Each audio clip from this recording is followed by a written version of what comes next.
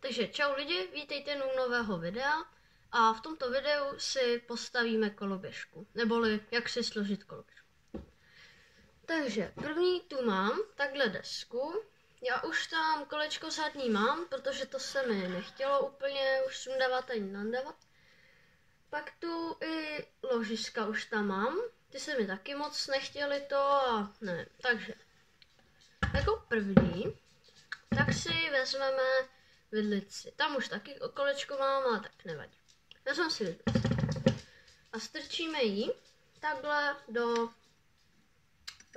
tady toho. Teďka si semka, tak aby to nám drželo, tak si tam strčíme tohle. Ale to furt úplně nebude držet. Takže si vezmeme tadyhle šim a strčíme si ho tam do vidlice. Teď si vezmu tady další věc a to šroubek, nebo jak to říct, a čepičku. A imbusem tak si to utáhneme, ale jsme tam neměli vakl. Taky se nám to musí točit. Tak, pohoda.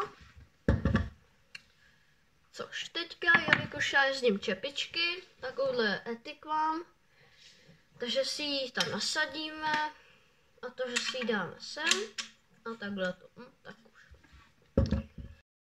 Tak, a aby jsme si tam nadali ty řídítka, tak si na ně nejdřív musíme dát objímku.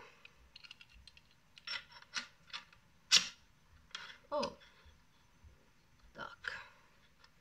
Teďka si to nadáme na řídítka, teda na vidlici, pardon.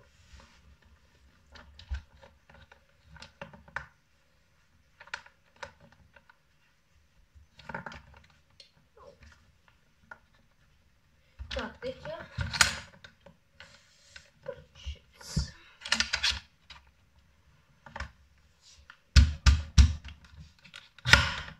Tak. Tohle nebylo ani tak těžký.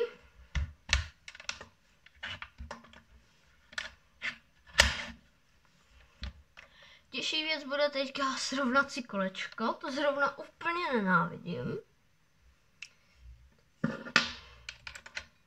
Já si trošku to utáhnu, ať nám to nějak nevisí moc.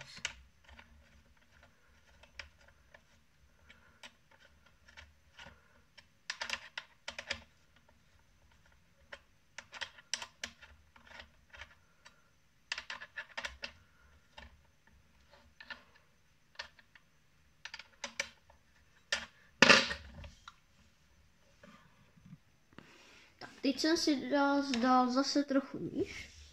A teď si jdeme srovnat kolečko.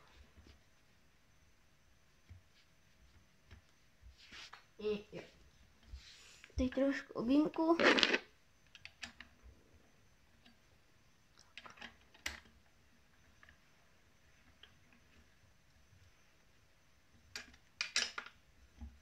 A teď si to utáhnu.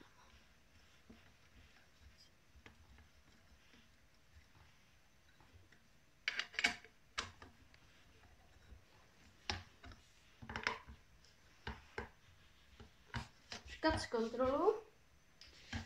A jo, drží, je to rovně. Teď teda jenom to trochu doutáhneme.